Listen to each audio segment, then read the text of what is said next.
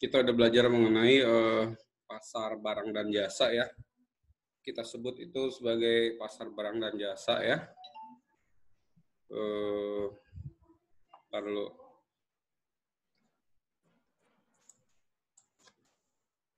Jadi pasar barang dan jasa itu kan dengan kita punya gambar kan seperti ini nih.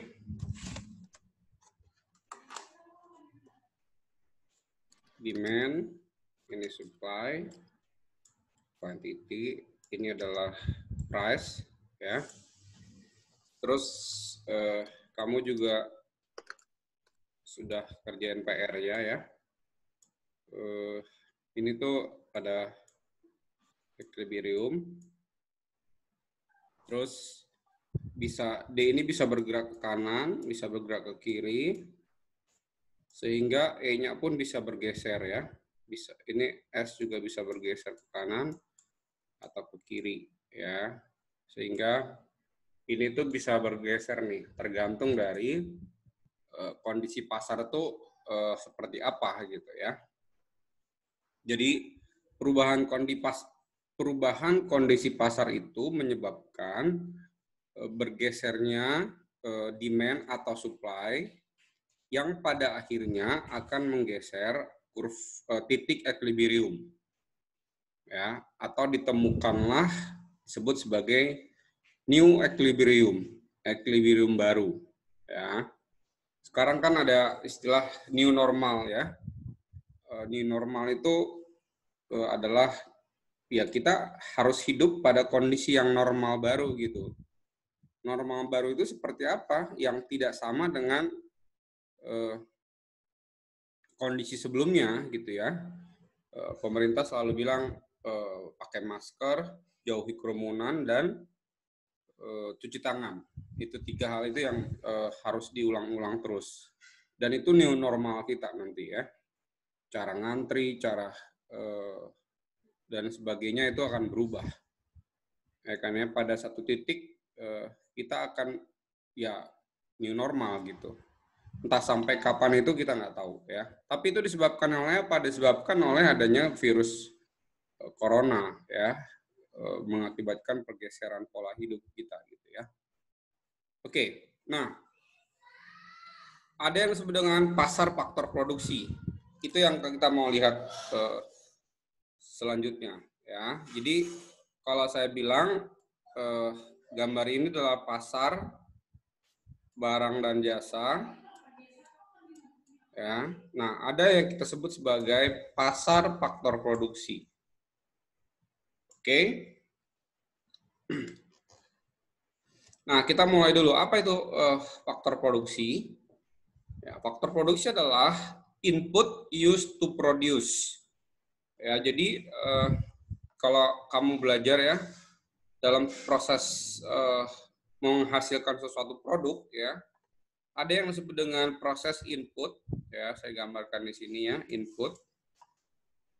Input itu meliputi apa sih? Input itu meliputi ada raw material ya, mesin ya, ada teknologi dan lain-lain di sini ya. Itu adalah input. Kemudian masukkan ke yang namanya proses ya, atau transformation di sini. Proses ya. Proses di sini. Baru keluar yang disebut dengan output. Output itu adalah hasilnya apa ya.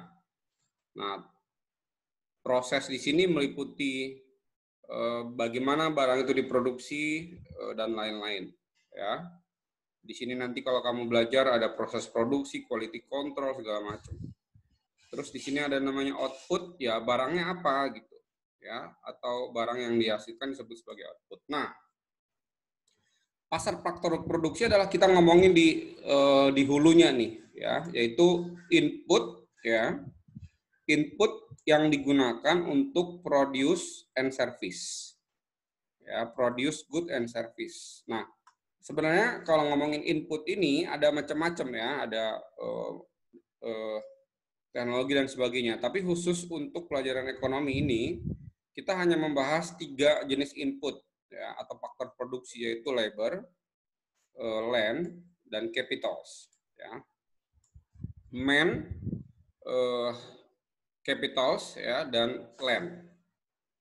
Oke, nah itu yang akan kita pelajari satu chapter ini. Oke, nah kita mulai dari definisi masing-masing, apa itu labor, apa itu land, apa itu capitals. Ya. Nah, saya masuk dulu nih. Apa itu faktor produksi? The productive resource used to produce goods and service. Ya, oke, land, labor, capitals. Kita masuk definisi masing-masing. Apa itu labors? Saya masuk labor dulu ya, jangan masuk land dulu. Apa itu labors? Jadi kalau kita bicara input, proses, output, ada yang disebut dengan labors atau tenaga kerja, ya. Jadi untuk menghasilkan sesuatu di hulunya, ya, itu dibutuhkan tenaga kerja untuk memproduksi barang tersebut. Nah, apa itu labors? Definisi di bukunya si Menke bilang gini, labor itu adalah work time, ya, waktu kerja atau usaha, ya, yang orang berikan untuk memproduksi barang dan jasa, ya. Misalkan gini, sebutlah misalkan ada seorang petani, ya, petani apel ingin memproduksi apel, bertanam apel, maka dia butuh input, ya. Inputnya apa aja? Yaitu labor. Labor itu apa aja sih? Yaitu tenaga untuk bertani, ya. Tenaga untuk bertani. Ya. Kemudian ada proses, di sini ada output. Nah, jadi work time itu apa sih? Kita sebutlah misalkan tenaga, ya, tenaga seseorang, ya, atau kita sebutlah buruh taninya, ya, buruh tani. Jadi apa yang disebut dengan labors? Dengan mengambil contoh buruh tani, nah, labor adalah work time, ya. Jadi waktunya si buruh tani itu, ya, atau usaha yang dia berikan, ya, untuk apa? Untuk memproduksi barang dan jasa, ya. Waktu kerjanya itu digunakan buat apa? Bisa untuk mencangkul, bisa untuk membersihkan, bisa untuk pada akhirnya dipakai untuk memetik misalkan, ya, buah anggur tersebut. Nah, itu yang disebut dengan work time, yaitu waktu kerja atau usaha yang diberikan oleh si buruh tani ini untuk menghasilkan apel, kita sebut sebagai labors. Ya, saya kasih contoh yang lain biar Anda paham. Ada satu namanya input, ya. Anda sebagai ini input, ya. Saya ngomongnya ini adalah universitas, ya. Input, ya, proses, dan ada output, ya. Inputnya apa? Kalau universitas, inputnya itu adalah raw materialnya, yaitu siswa SMU misalkan, ya. Terus apalagi labornya apa? Labornya saya dosen, ya. Saya sebut saya ini adalah labors. Oke, proses yang terjadinya apa? Proses yang terjadi adalah proses belajar mengajar. Belajar di kelas, online learning, praktikum, ya, bimbingan, dan segala macam itu kita sebut sebagai proses. Dan pada akhirnya outputnya adalah apa? Seorang yang disebut dengan sarjana teknologi pertanian atau teknologi pangan. Nah, labor dalam hal ini saya sebagai dosen adalah waktu yang saya berikan, ya, usaha-usaha yang saya berikan, ya, untuk apa? Untuk memproduce, ya, good and service. Jadi sebenarnya sebutlah dalam hal ini tanda petik, ya, kita sedang memproduce sarjana teknologi pangan, ya. Pada akhirnya di outputnya itu adalah sarjana teknologi pangan. Nah, inputnya salah satunya adalah labor. Siapa laborsnya? Saya dosen, misalnya.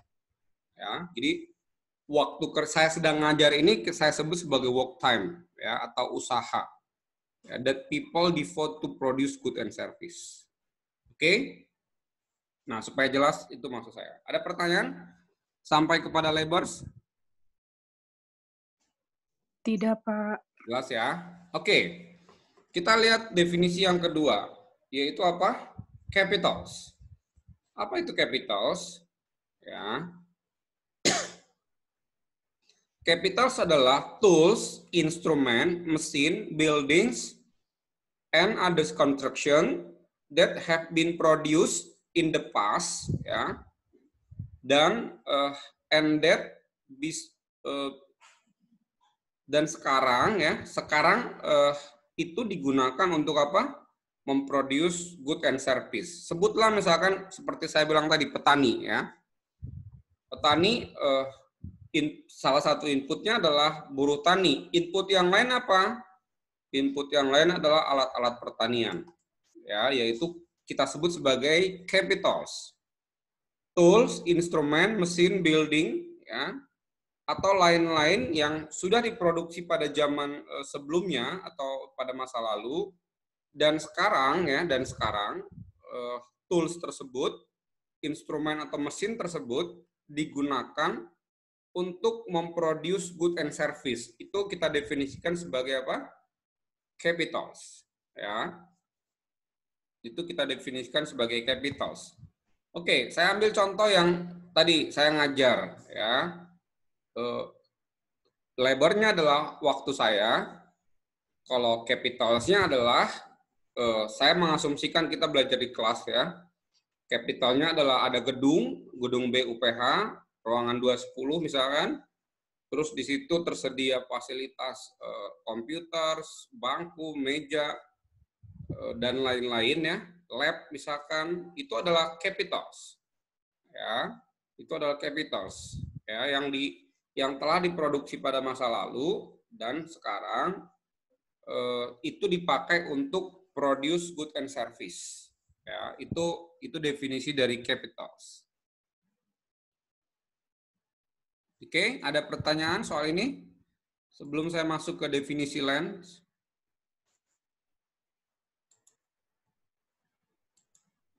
Kalau nggak ada, saya lanjutkan definisi saya ya. Kita harus jelas dulu definisinya supaya nanti kesananya itu lebih mudah kita pahami. Oke? Saya colokin dulu nih laptop saya nih. Oke, yang berikut faktor produksi yang berikut adalah land. Ya, land. Apa definisi land di sini? The gift of nature, ya, that we use to produce good and service. Jadi apa namanya? Anugerah alam ya atau hadiah dari alam ya yang digunakan untuk produce good and service. All things we call natural resource. Jadi segala sesuatu yang dalam bentuk natural resource kita sebut itu sebagai land. Bisa saja dalam bentuk tanah ya atau hal-hal lain yang berasal dari natural resource ya. Sebutlah minyak bumi gitu ya. Itu kita sebut sebagai natural resource. Ya. Atau danau gitu ya. Danau yang kita nggak buat gitu ya. Tapi ada gitu danaunya. Ya, kita sebut itu sebagai land ya. Laut yang kita miliki ya, yang kita nggak berusaha membuatnya tapi tiba-tiba ada ya, itu kita sebut sebagai land. Gitu ya. Nah, all things we call natural resource itu kita sebut sebagai land. Langit misalkan ya, langit gitu ya, itu kita bisa bilang sebagai land. Ya, itu definisi dari faktor produksi dan itulah yang akan kita lihat saat ini ya. Oke, nah ini contoh-contoh yang saya tadi jelaskan ya. Misalkan ini adalah input, oke. External environment force ya. Jadi ini contohnya, ya ini saya bilang tadi, labors, raw materials, mesin, teknologi, capitals, baru ada proses, ada yang disebut dengan proses, ya. Kalau di UPH belajar mengajar, ya. Kalau misalkan tergantung apa yang kita mau produce. Ya, dan hasilnya adalah output. Outputnya bisa berupa apa? Bisa goods atau juga bisa service. Ya, saya kasih contoh yang lebih real. Contohnya adalah food processors. Ya, inputnya adalah ini. Ya, raw vegetables, metals, waters, energy, labor, buildings, equipment. Ya, kita ada yang namanya proses. Ya, ini sebenarnya untuk menghasilkan apa sih? Untuk menghasilkan vegetables dalam bentuk apa? Yang sudah dikalengkan atau diawetkan atau di dalam bentuk kemasan, ya. Apa prosesnya? Prosesnya ini. Oke. Nah, kalau kita ngomongin labors, yang mana itu? Ya ini. Ya, kita ngomongin kalau kita ngomongin tadi land capitals apa aja? Equipment, building, ya. Kemudian land. Nah, kebetulan di sini nggak ada landnya nih, ya.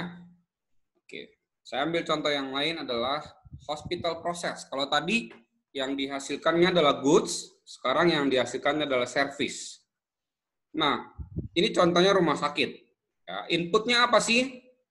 Dokter, ya, perawat, hospital medical supply, equipment, equipment laboratory.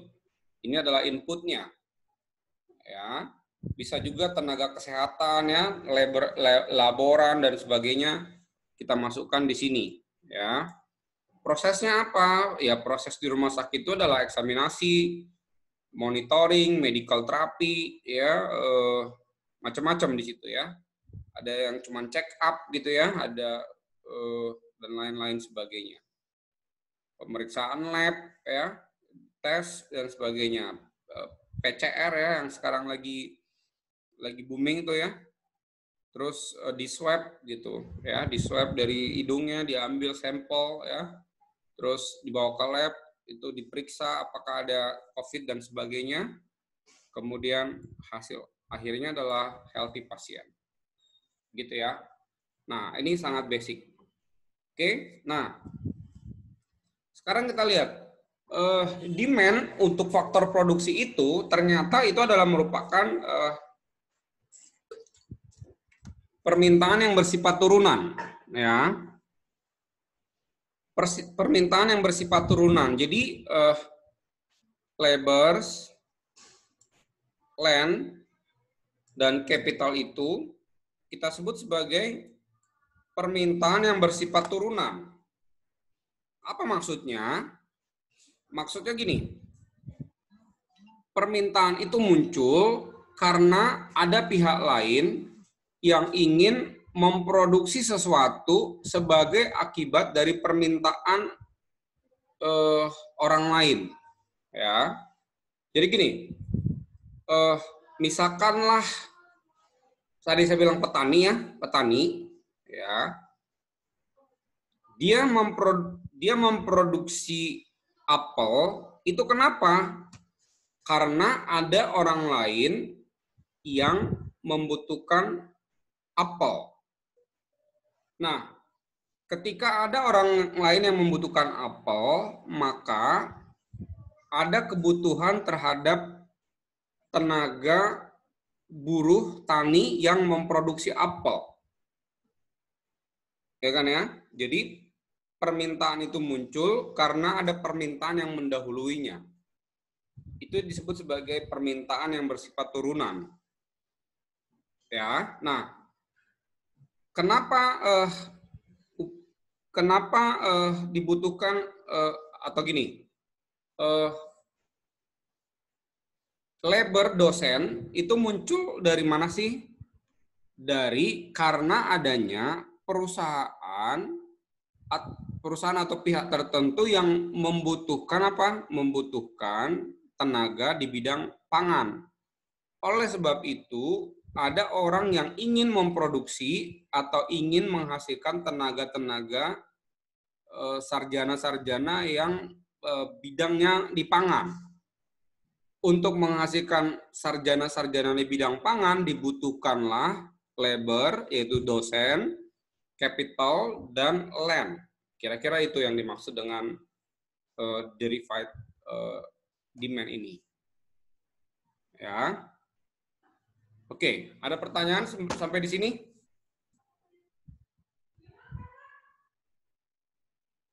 Jelas ya? Oke, kalau nggak ada yang nanya, artinya saya bisa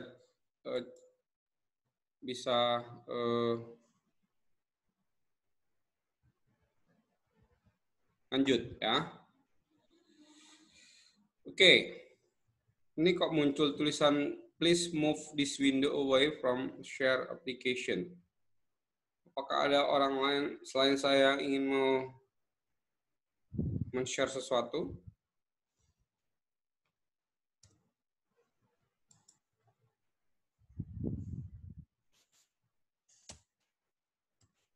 Oke, nah coba perhatikan teman-teman ya.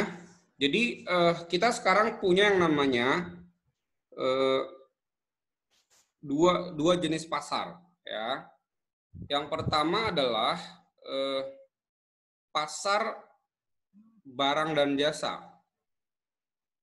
Yang A ini saya sebut sebagai pasar barang dan jasa ya. Oke. Nah, sumbu X adalah quantity dari apples, sumbu Y adalah harga dari apples. Seperti kita tahu ada yang namanya kurva demand, ada yang namanya kurva supply.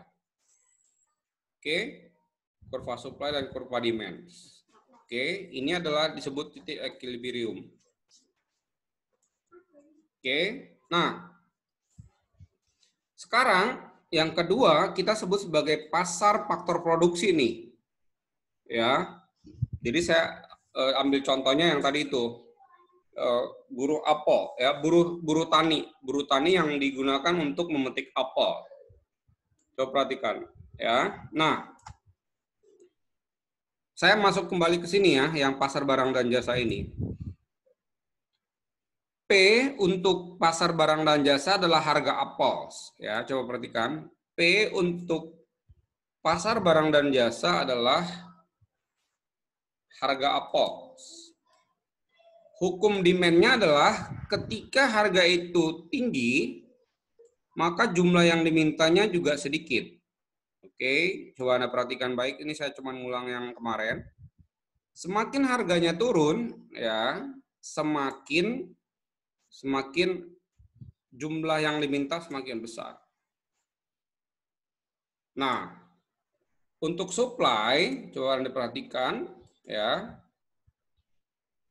Ketika harganya rendah, jumlah yang ditawarkan juga rendah. Semakin tinggi harganya, maka petani itu makin mau memproduksi lebih banyak. Oke, D datang dari siapa nih? Dari orang yang membutuhkan apa? Membutuhkan apel.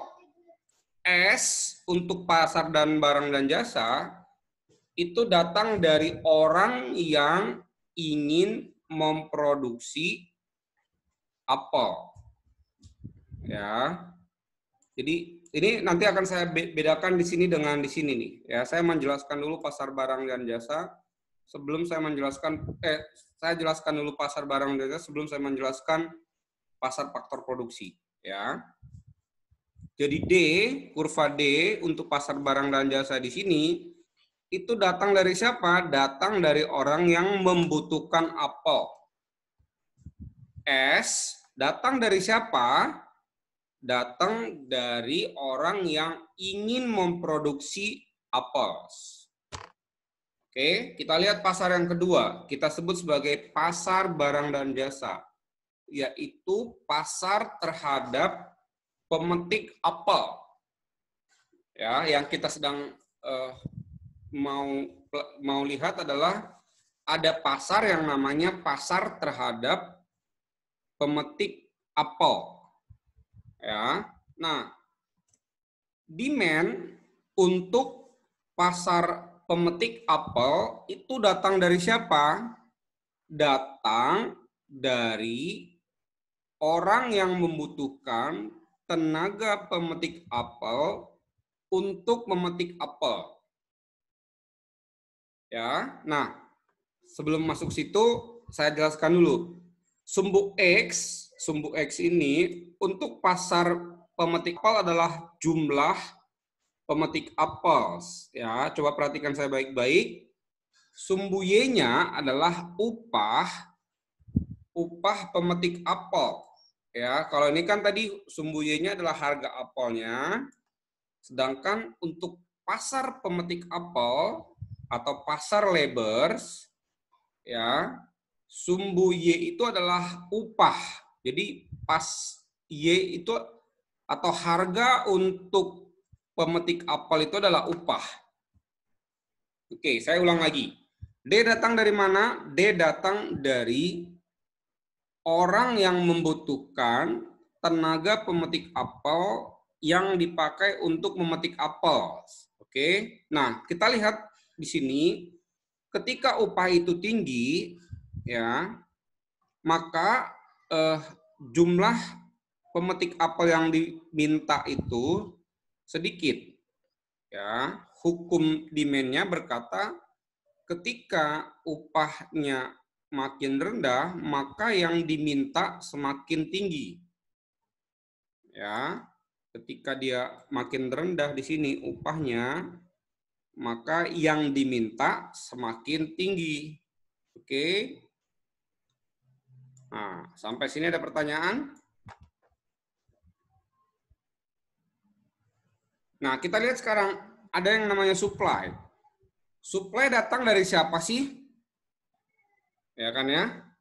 Pasar pemetik apel, supply-nya datang dari orang-orang yang mau waktunya digunakan untuk memetik apel atau kita sebut buruh petani yang dia ingin mendedikasikan waktunya dipakai untuk memetik apel.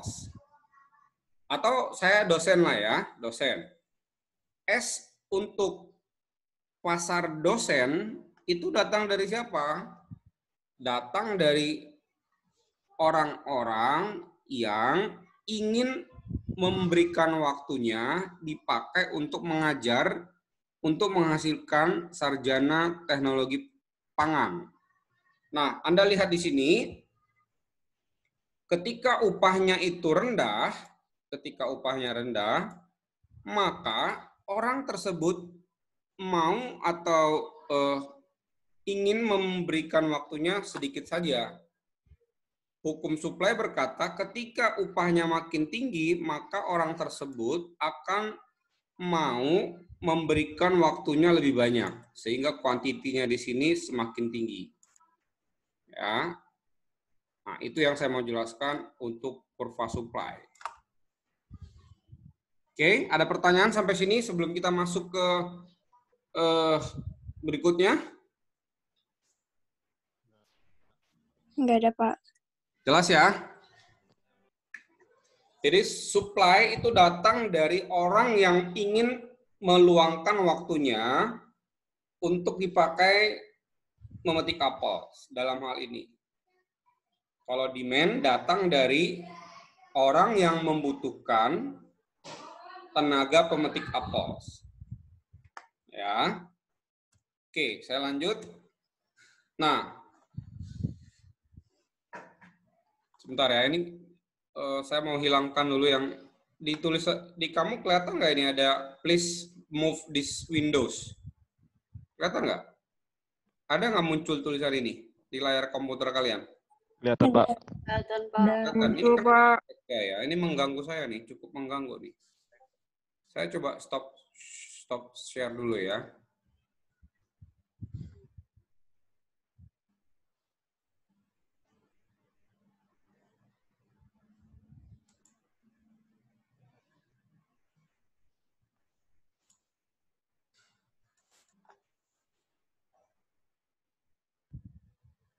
Oke, udah.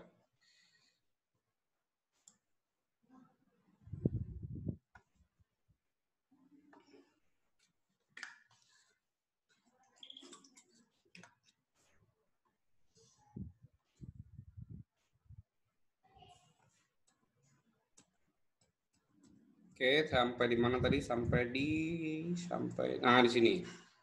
Oke, saya akan jelaskan nih perlahan ya, teman-teman. Mohon kalian kalau merasa terlalu cepat bilang, kalau nggak jelas langsung bilang ya, karena ini dibutuhkan perhatian yang ekstra nih, ya. Oke, nah.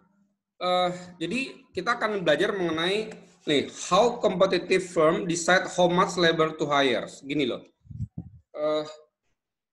misalkanlah kamu punya atau berkeinginan untuk memproduksi apel, ya. Nah, terus kamu kan akan meng-hire labor untuk memproduksi apel itu. Pertanyaan saya adalah, seberapa banyak sih labor yang kamu harus hire, ya, supaya apa? Supaya kamu itu mendapatkan keuntungan yang maksimal dari produksi apel kamu itu. Ya. Ini kita baru ngomongin soal labor ya, belum ngomongin yang capital maupun land. Tapi saya masih ngomongin soal labor di sini. Ya. Oke. Nah, berapa banyak sih yang dibutuhkan untuk atau kamu rekrut supaya misalkan gini lah, kamu punya tanah 1 hektar, oke, terus kamu mau tanam itu dengan apel. Kemudian kamu harus cari orang untuk menggarap tanah tersebut. Pertanyaan saya adalah, seberapa banyak orang harus kamu hire supaya kamu tuh nggak rugi gitu loh. Ya, kamu mendapatkan keuntungan yang maksimal. Nah, kita bisa hitung, ya. Oke. Nah, coba lihat di sini.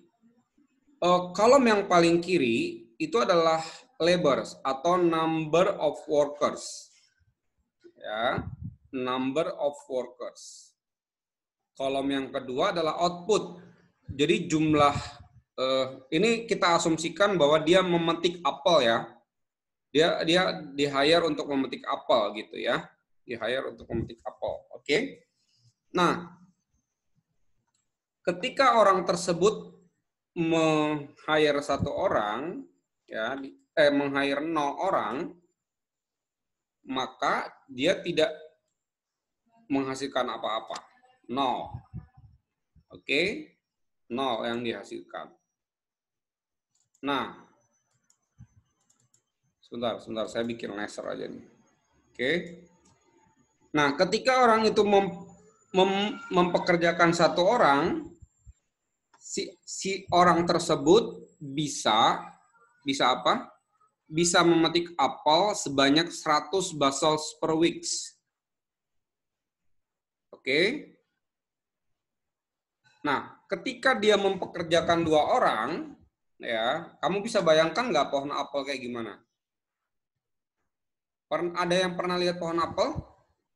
Kalau nggak, kamu googling ya.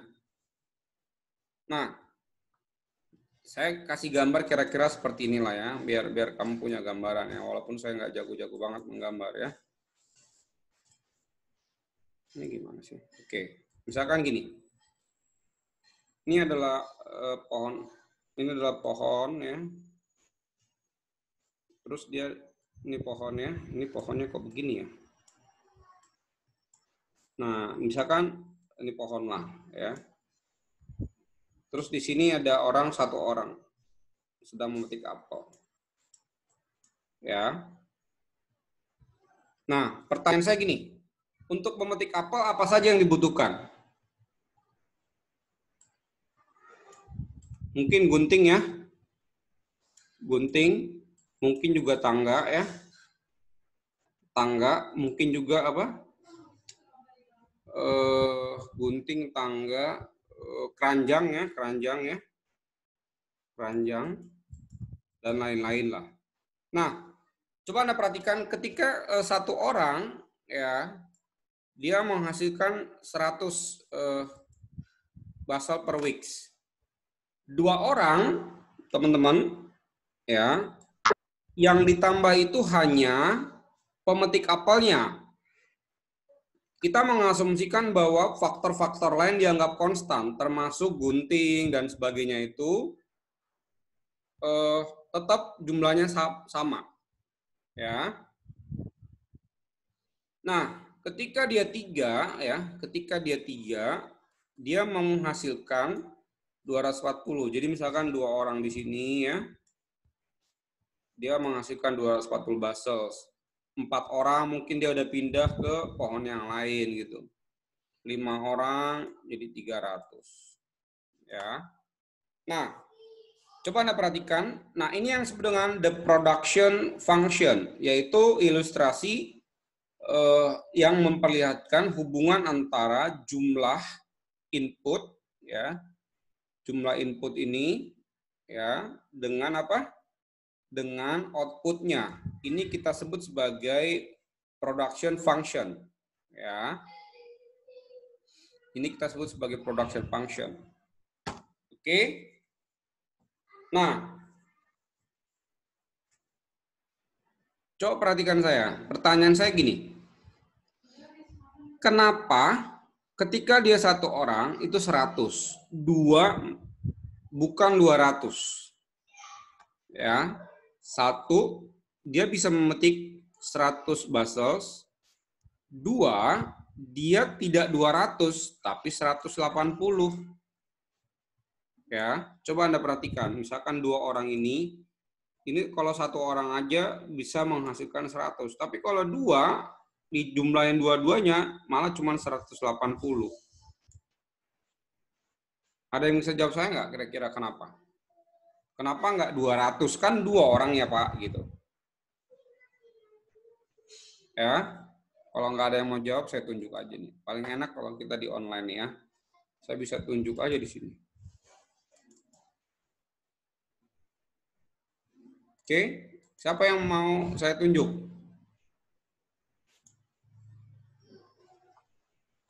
Oke,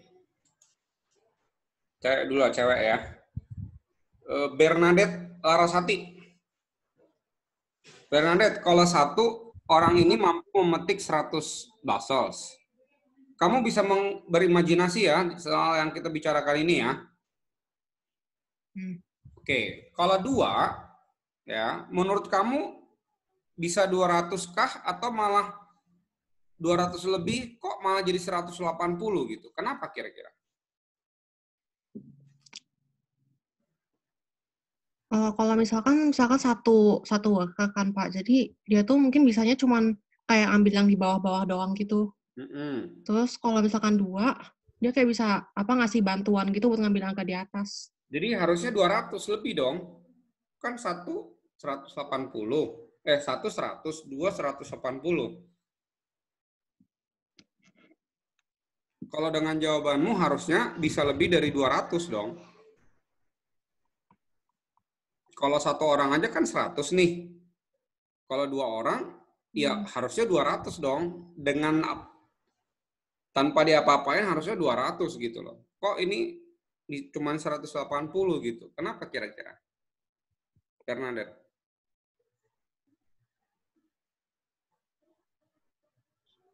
Kita berasumsi faktor dianggap konstan ya.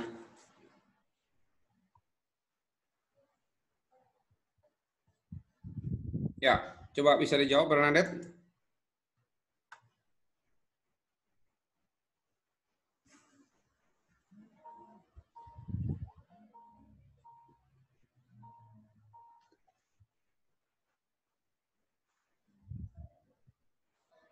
Menurut kamu 200 lebih besar dari 200 atau 180? Nggak apa-apa, jawaban kamu aja dulu. Harusnya sih bisa lebih sih, Pak. Jadi kalau berapa? Kayak jawaban saya tadi. Lebih dari 200 ya? Iya. Oke. Ya, ada jawaban yang tersetuju dengan 180?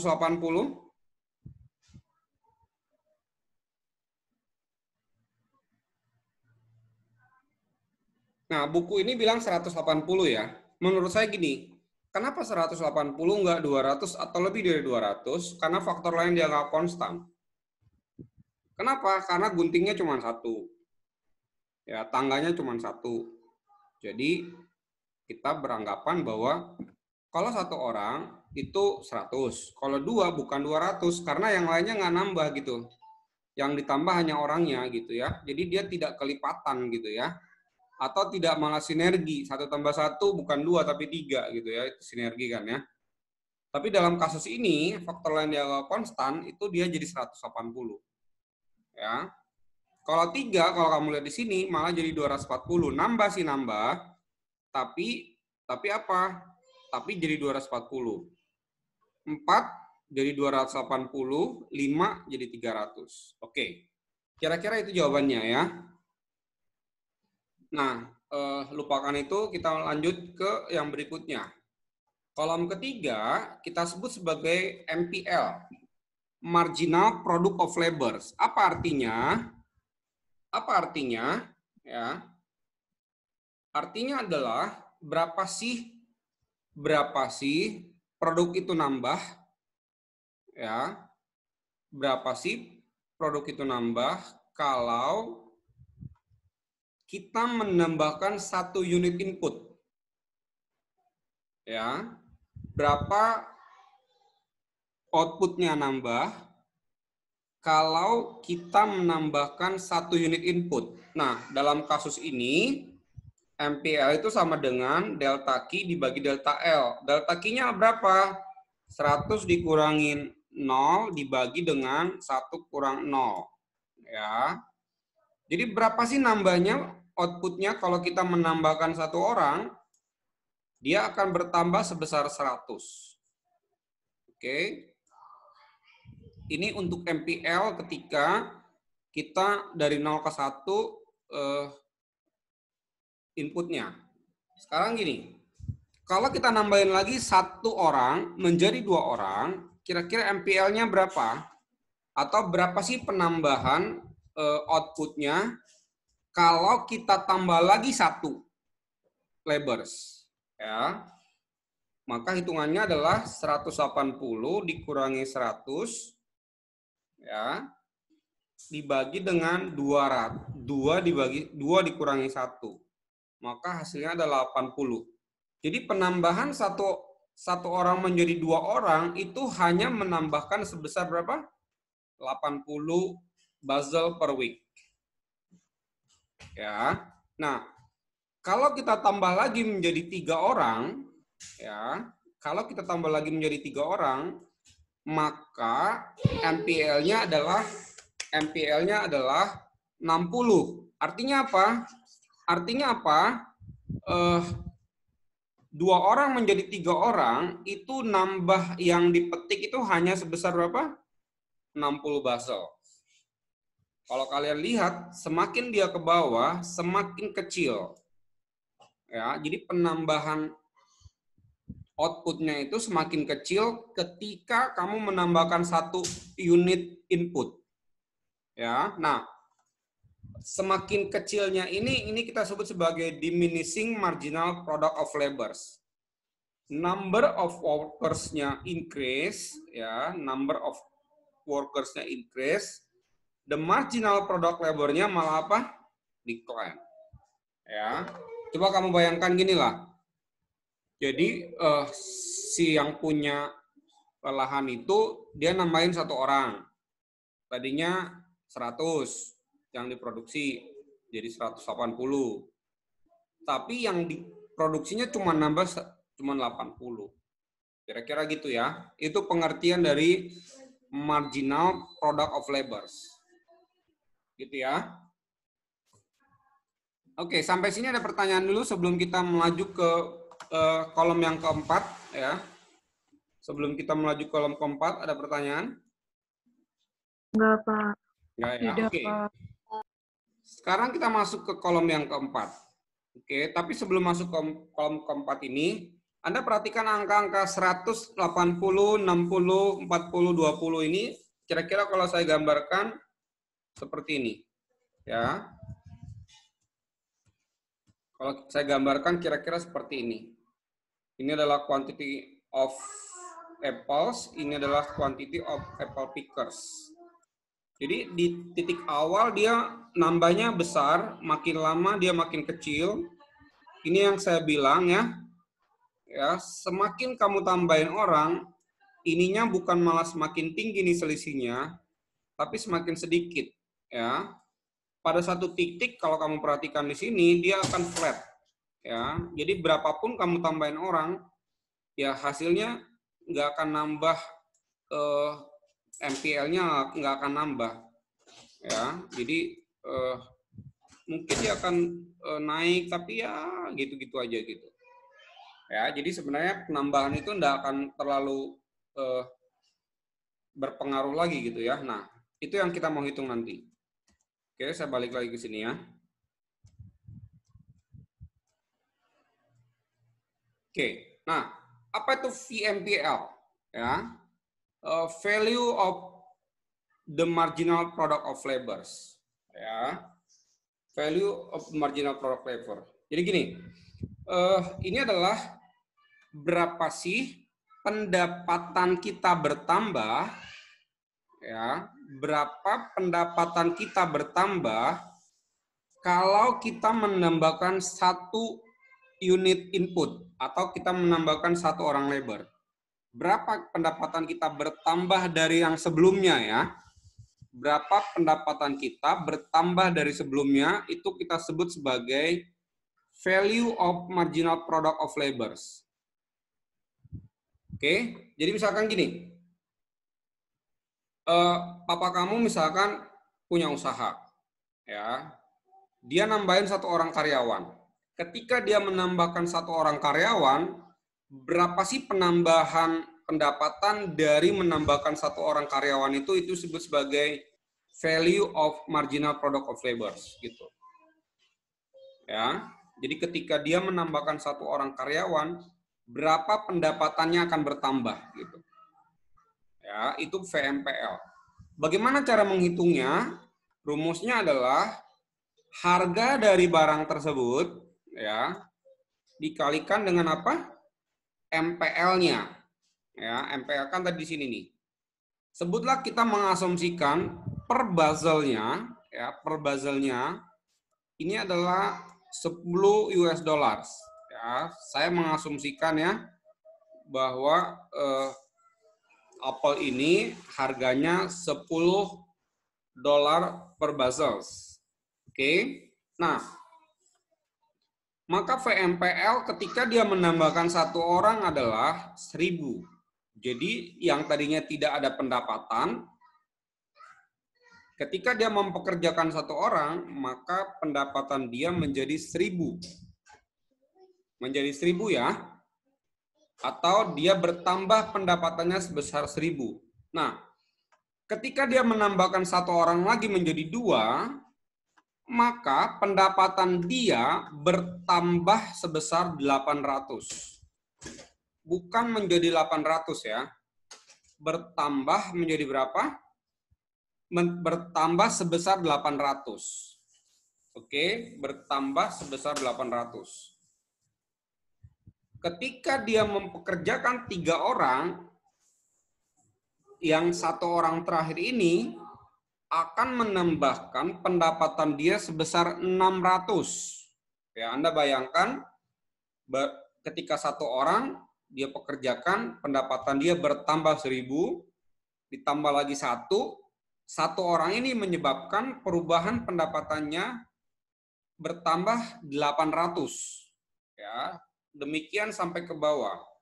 Kalau ditambah lagi satu orang, pendapatannya bertambah 600, tambah lagi 1 orang bertambah 400, dan bertambah lagi 1 orang pendapatannya bertambah sebesar 200.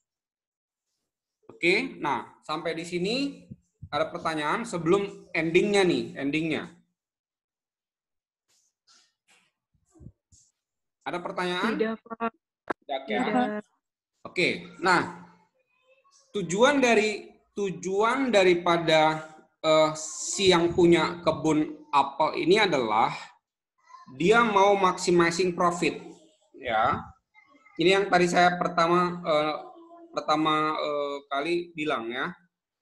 Saya notice nih, saya udah ngomong maximizing profit. Artinya apa?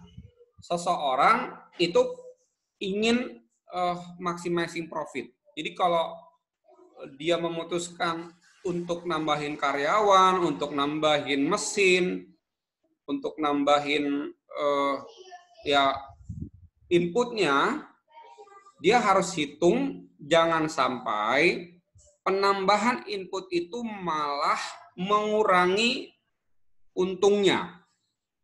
Ya. Ketika dia menambahkan 1 orang, tambah lagi 1 orang, tambah lagi 1 orang, itu akan menambah keuntungannya, dia akan lakukan itu. Tapi ketika dia nambahkan 1 orang, untungnya malah berkurang, ya. Untungnya malah berkurang, berarti dia harus stop sampai di situ gitu. Ya. Dia harus stop, oke. Kayaknya 4 aja deh kita rekrut. Kenapa? Karena kalau saya tambahin lagi 1, maka keuntungan yang saya peroleh berkurang dari yang sebelumnya gitu loh. Ngapain kan gitu? Ngapain kita nambahin lagi orang kalau akhirnya orang ini bukan nambahin untung kita, malah ngurangi untung kita karena kita harus membayar upahnya dan sebagainya.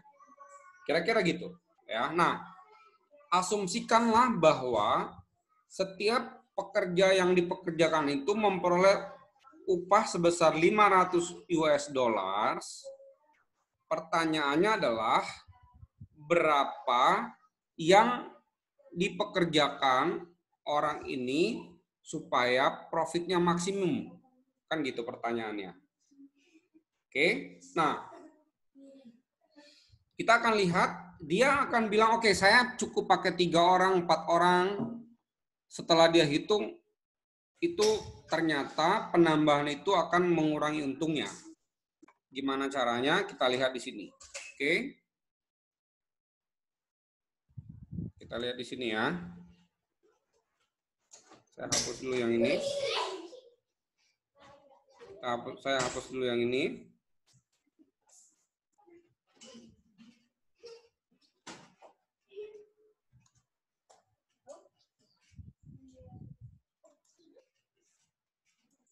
Sebentar ya.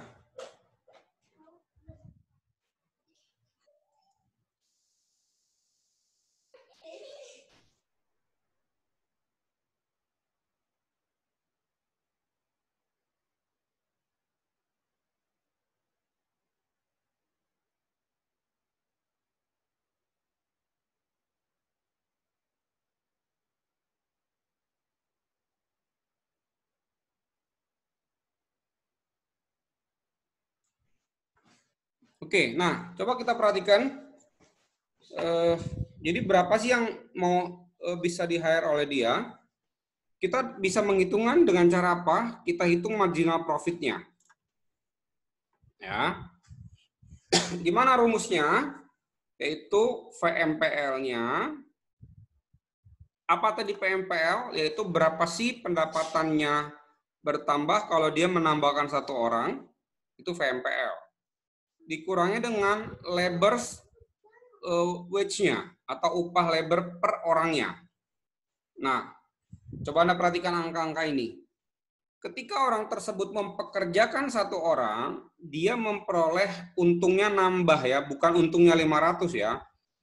Untungnya nambah sebesar 500. Dari 0 nih, ceritanya nggak ada apa-apa. Terus dia tambahin dia hire 1 orang. Nah, ketika dia meng-hire satu orang, maka untungnya nambah 500. Oke. Kemudian yang kedua, ya. Oke. Yang kedua adalah masih nambah nggak untungnya nih? Masih nambah untungnya. Untungnya nambah berapa? Nambah 300. Ya, tadi untungnya 500, tambah lagi satu orang, ya, dia masih nambah keuntungan sebesar berapa? 300. Oke. Kemudian ditambah lagi satu orang lagi. Dia nambah nggak untungnya? Nambah satu, yaitu berapa? 100. Oke. Ketika dia pekerjakan 4 orang, untungnya malah kurang 100. Untungnya malah kurang berapa? 100. Dia pekerjakan 5 orang, untungnya kurang 300. Ya, dari yang sebelumnya, ya, dari yang sebelumnya. Nah, pertanyaan saya adalah titik di mana orang ini bilang, oke, gue hanya butuh sekian banyak, yaitu ketika dia merasa bahwa untungnya masih nambah, yaitu ketika dia meng-hire berapa orang? Dia meng-hire 3 orang. Ketika dia 4 orang yang di-hire sama dia akan untungnya malah berkurang sebesar $100. Bukan untungnya jadi minus 100 ya, tapi untung dari yang sebelumnya berkurang gitu loh, $100. Kalau 5 malah berkurang lagi sebesar 300. Ya udah, kalau gitu di angka 3 ya, 3 orang nih, 3 orang pekerja yang saya pekerjakan, saya untungnya maksimum. Ya, maksimum untung saya. Ya. Masih terjadi penambahan keuntungan. Jadi demand-nya jadi berapa? Yaitu sebesar 3. Oke. Kira-kira seperti itu. Pengertian dari tabel ini. Ada pertanyaan?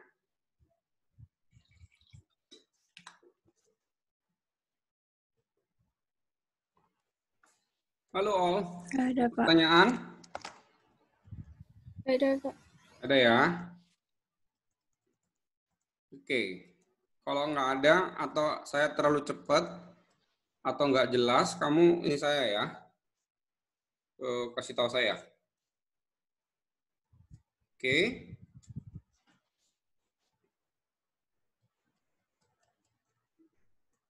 Nah, jadi Anda coba bayangkan aja misalkan Anda berimajinasi lah ya. Jadi kalau Anda tambahin karyawan 1 orang, si orang ini, penambahan 1 orang ini masih nambahin untung, tambah lagi 1, oh tetap nambahin untung. Ketika kamu tambah lagi ya, terus kamu hitung ya, untung kamu jadi berkurang ya, maka kamu bilang oke, saya cukup sampai di sini ya, cukup 3 misalkan gitu. Oke, mungkin nanti lebih jelas kalau kita masuk ke soal-soal ya, supaya kamu lebih mantap ininya ya.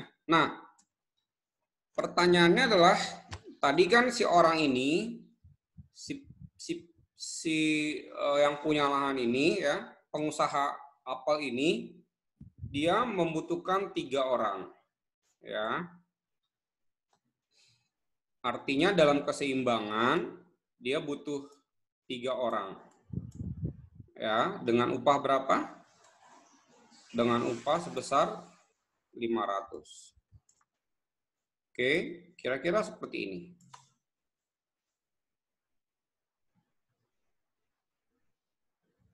Kalau kita buat kira-kira seperti ini. Titiknya di sini. Ini adalah supply. Ini adalah apa? Demand. Pertanyaan saya adalah kurva D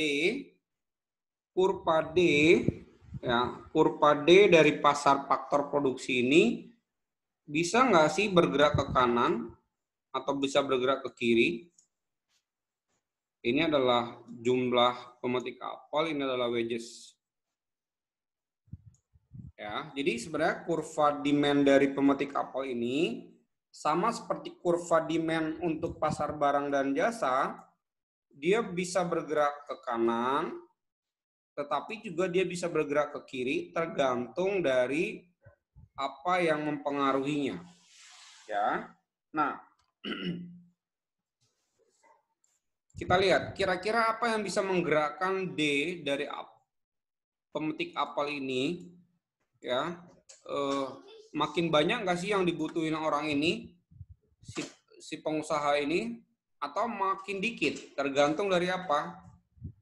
Pertama kita sebut sebagai output price, ya, berubahnya harga daripada apelnya. Jadi kalau harga apel itu naik atau turun, ya, kalau harga apel itu naik atau turun, apakah permintaan terhadap pemetik apel itu bisa berubah? Bisa berubahnya bisa naik, bisa berubahnya bisa turun. Ya, tadinya kita butuh 3. Kalau berubah misalkan harga apelnya sebutlah naik, bisa saja yang kita butuhkan jadi 4, atau bisa saja malah kalau harga apel itu turun, ya kita akan mengurangi jumlah yang kita hire, kira-kira gitu. Oke, nah kita lihat gimana sih dia mempengaruhinya. Oke, yang berubah tadi harga apa, teman-teman? Yang berubah harga apa? Halo? Harga apa yang berubah? Harga apelnya ya. Hitungan yang ada di tabel saya ini, itu kita berasumsi bahwa satu basal apelnya itu adalah sebesar berapa? 10 US dollar. Oke. Maka hasilnya adalah PMPL-nya segini. Oke. Sekarang kalau misalkan harga apel itu yang tadinya 15, yang 10 dolar naik menjadi 15 dolar, kita nggak mau tahu dulu nih penyebab kenaikannya apa ya. Pokoknya tiba-tiba di pasaran harga apel itu naik jadi 15. Bisa saja karena demand-nya banyak, kayak kan ya. Bisa saja banyak faktor yang bisa menyebabkan harga apel ini naik, tapi itu lupakan dulu lah. Tiba-tiba misalkan harga apelnya naik jadi 15. Kira-kira apakah akan mempengaruhi kurva D dari lebar ini? Ya. Nah, kita lihat. Ketika misalkan harga lebar itu 0, ya, yang dihasilkan 0, ya. Perubahan harga apel 10 menjadi 15 tidak akan mempengaruhi production function ini. Ya, karena ya tetap aja satu orang 100 gitu ya. Ini pun tidak berubah nih MPL-nya. Ya. Yang berubah adalah apa? VMPL-nya. Karena VMPL adalah P dikali apa? Kali MPL. Yang berubah kan 10 jadi misalkan 15. Oke. Nah, kalau misalkan harga apel berubah menjadi 15, berarti semua VMPL yang di sini akan berubah nih. Ya, semua VMPL di sini akan berubah. Ya, semua VMPL di sini akan berubah. Taruh nih. Nggak bisa berubah. Sebentar ya. Ini semuanya akan berubah. Oke. Ini masing-masing dikalikan dengan berapa? 15 US dollar. Oke. Nah, 100 dikali 15 berapa? 1.500. Oke, tolong bantu saya ya. 80 dikali 15 berapa?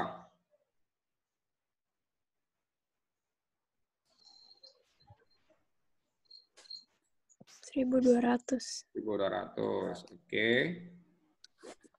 1.200. Susah nih kalau pakai lesson nih ya. 60 kali 15 berapa?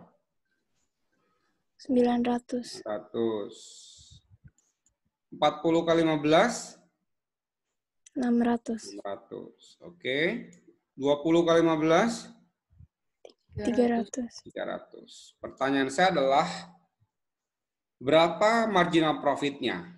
Yaitu PMPL dengan asumsi laborsnya itu tetap aja wage-nya 500, maka ini pun akan berubah. Ya, 1.500 dikurang 500 berapa? 1.000 ya. 1.000 nih. Oke nggak nih? Satu oke nggak? Diambil nggak? Halo? Diambil. Diambil, oke. 2 orang, PMPL-nya jadi berapa? 1.200. Dikurang 500 berapa nih? 700. 700. Diambil nggak nih? Diambil. Ambil, oke. Kalau dia mempekerjakan 3 orang, VMPL-nya jadi berapa nih? 900. Ya, marginal profit-nya jadi berapa? 400 ya. Diambil nggak nih? Ambil. Ambil, oke. Diambil apanya sih? Diambil, ya dipakai gitu 3 orang ini. Tiga-tiganya di-hire gitu, di-hire. Oke, Pak. Itu ya, oke. Kalau dia mempekerjakan 4 orang, PMPL-nya berapa tadi? 600. Marginal profit-nya jadi berapa? Halo? 600 kurang berapa? 600 kurang 500 jadi berapa nih? 100. Di-hire nggak nih 4 orang?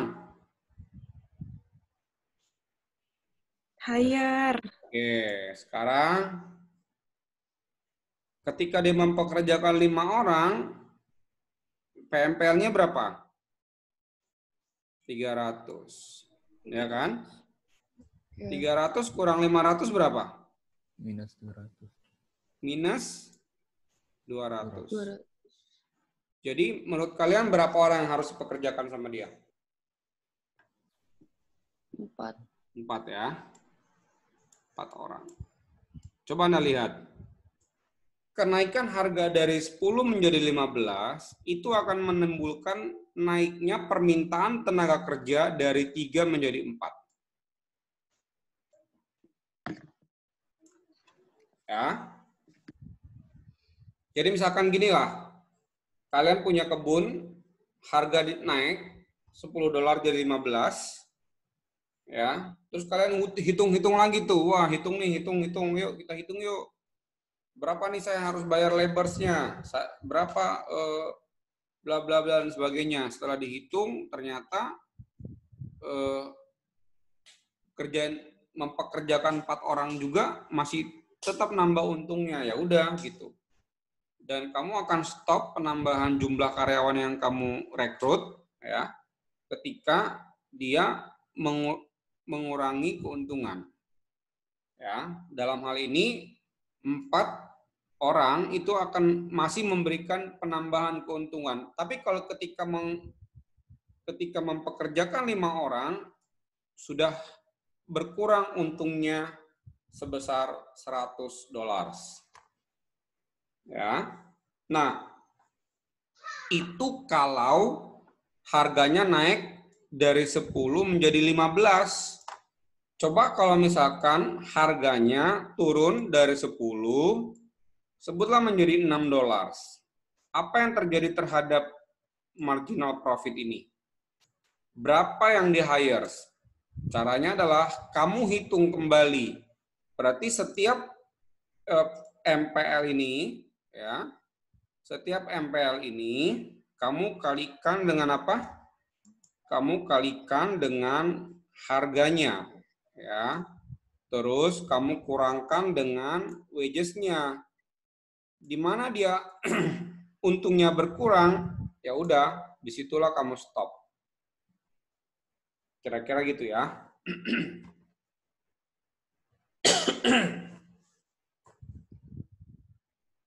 Oke, ada pertanyaan teman-teman sampai di sini? Coba nyalain dulu semuanya itunya ya. Saya mau absen dulu nih sambil kita relax sedikit.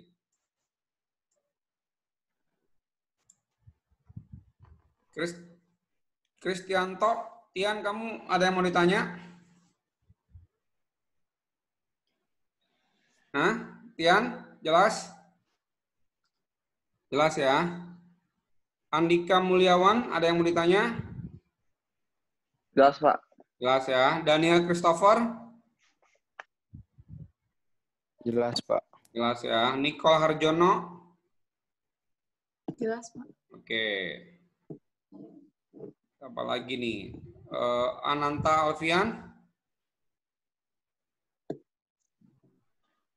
Ananta? Jelas, Pak. Oke. Sampai di situ dulu yang saya tanya ya. William Christian, ada yang mau ditanya? Ada, Pak. Aman, Pak. Jelas ya? Oke.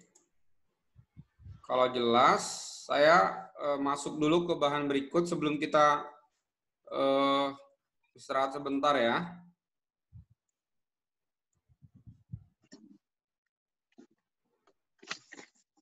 Oke. Nah, kalau tadi kita ngomonginnya adalah the demand of labors. Ya, sekarang kita bicara mengenai the supply of labors. Supply datang dari siapa tadi? Supply datang dari seseorang yang ingin memberikan waktunya dipakai untuk produce good and service. Dalam hal ini pemetik apel, ya. Kurva X-nya adalah, sumbu X-nya adalah quantity of labor, sumbu Y-nya adalah wages atau upah. Maka ketika upah itu rendah, kamu akan memberikan waktumu lebih sedikit. Semakin tinggi upahnya, semakin banyak waktu yang kamu berikan untuk bekerja sebagai pemetik apel. Gitu ya. Oke. Nah, sama seperti kurva D, ya. Kurva S itu juga bisa bergerak ke kanan. Oke, bisa juga bergerak ke kiri. Jadi gini. Apa sih faktor yang menyebabkan ketersediaan tenaga kerja itu semakin banyak atau semakin sedikit? Ya kan ya? Itu ditentukan oleh apa? Ditentukan oleh ya, pertama adalah populasi. Ya, jumlah orangnya. Ya, ketika jumlah orang makin banyak, ya, berarti kurva S-nya bergerak kemana? Kurva S-nya bergerak kemana? Ke kanan ya. Artinya semakin banyak tenaga yang tersedia karena orangnya makin banyak nih, gitu ya. Orang yang banyak tuh maksudnya orang yang emang punya kemampuan untuk hal itu ya. Bukan artinya banyak tapi nggak mampu untuk hal itu. Yang dimaksud dengan populasi di sini adalah yang punya kemampuan untuk hal itu. Dalam hal ini misalkan pemetik apel, ya. Semakin sedikit orang yang punya kemampuan untuk pemetik apel atau mau menjadi pemetik apel, maka kurva S akan bergerak ke kiri. Ya. Kalau semakin banyak orang yang mau atau punya kemampuan untuk pemetik apel, maka S-nya bergerak ke kanan. Kira-kira gitu ya untuk menggeser kurva S ini. Yang kedua apa? Preferensi atau selera. Ya. Selera itu gini maksudnya. Sama dengan jumlah sih ya. Misalkan gini, semakin banyak orang yang berselera menjadi ahli di bidang pangan gitu, ya, maka orang makin banyaklah tenaga kerja yang tersedia untuk teknologi pangan.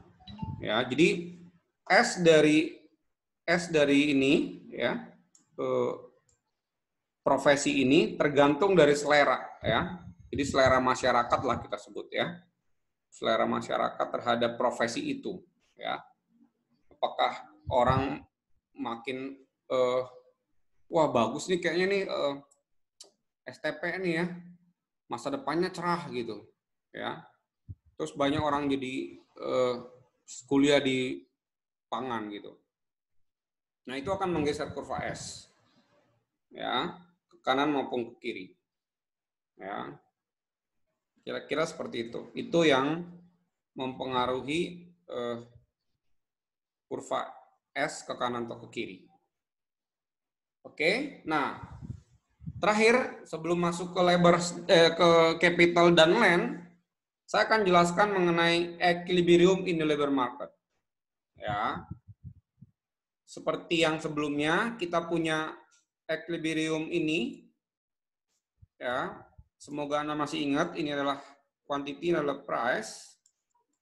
Maka ada yang disebut dengan titik equilibrium, di mana terjadi kesepakatan antara si penjual dan si pembeli di titik yang disebut dengan titik equilibrium. Ya, di sini adalah quantity equilibrium, di sini adalah harga equilibrium. Si Catherine dan si siapa kemarin itu sepakat untuk bilang oke, harganya 72 gitu ya. Saya lupa itu 2 atau 7. Pokoknya oke, harganya di sini. Terus kuantitinya di sini. Oke. Nah, sama dengan itu ya, kurva kurva equilibrium daripada labors juga sama nih. Coba Anda perhatikan saya baik-baik ya. Ini quantity labors. Ini adalah apa? Wages ya. Oke, biar lebih jelas saya kasih warna yang lain. Merah. Oke. Nah, Anda perhatikan ya. D datang dari siapa? Datang dari orang yang ingin mempekerjakan tenaga pemetik kapal. Dia maunya upah yang serendah-rendahnya. Di sini nih. Oke. Nah, S datang dari siapa? Kita yang mau jadi pemetik apples. Dan kita maunya upah kita itu setinggi-tingginya di sini. Sebutlah di sini. Oke. Maka ada yang disebut dengan mekanisme pasar, akan terjadi tarik-menarik, tawar-menawar, sehingga si laborers dan si yang empunya kebun itu akan sepakat di satu titik di sini. Ya, titik di sini. Disinilah kita sebut sebagai equilibrium.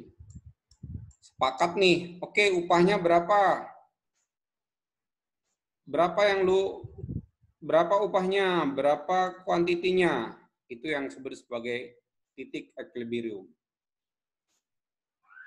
Ya, ini equilibrium upah, ini adalah equilibrium jumlah. Oke, nah dengan penjelasan yang sama, pasar barang ini pasar barang dan jasa. Ini pasar faktor produksi, maka kita akan mendapatkan namanya titik equilibrium. Ya. Itu penjelasannya. Oke. Pertanyaannya adalah sama seperti pasar barang dan jasa, di sini itu bisa berubah tergantung dari apa yang berubah, demand-nya bergerak ke kanan kah? Atau supply yang bergerak ke kanan, ya, atau kita sebut sebagai change in market condition. Ya, jadi perubahan kondisi pasar itu mengakibatkan ininya berubah. Sama dengan itu, untuk pasar barang dan pasar faktor produksi juga hal yang sama terjadi. Jadi equilibrium itu tidak akan menetap di sini nih. Kalau terjadi perubahan pasar, itu bisa berubah E-nya. Jadi upahnya bisa berubah, kuantitinya juga bisa berubah nih. Atau kita sebut sebagai equilibrium baru. Itu bisa disebabkan oleh apa? Disebabkan oleh pergerakan D-nya ke kanan atau ke kiri, ya. Yang tadi saya bilang terjadi kenaikan harga apel dan sebagainya, ya. Atau malah S-nya yang bergerak ke kanan atau bergerak ke kiri, sehingga titik E-nya pun akan berubah dan didapatkan keseimbangan yang baru. Kira-kira itu equilibrium in the labor markets. Ada pertanyaan, teman-teman? Saya lihat ya, saya udah cek kalian punya tugas ya, canggih-canggih ya. Gambarnya juga oke ya, penjelasannya juga oke. Saya kan nggak tahu Anda mengerjakan tugas itu seperti apa ya. Tapi yang jelas dari beberapa yang saya baca, jawaban-jawaban kalian itu mantep-mantep gitu ya. Gambarnya juga canggih-canggih, ada yang berwarna gitu ya. Saya bilang ini berarti kalian paham soal ini ya. Mudah-mudahan yang ini juga paham nih. Ada pertanyaan, teman-teman? Sebelum kita masuk ke pasar capital market dan land market. Ya. Ada pertanyaan? Tapi saya pikir sebelum masuk, nanti kita akan istirahat selama 5 menit ya. Tapi yang ini ada pertanyaan nggak kira-kira?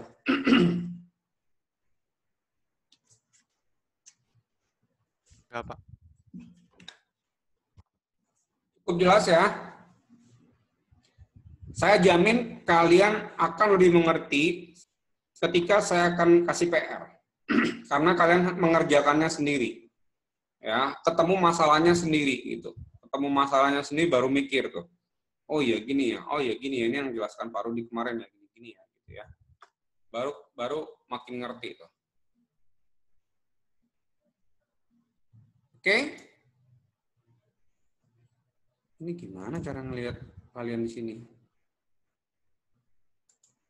Kalau nggak ada, kita istirahat dulu 5 menit ya, teman-teman.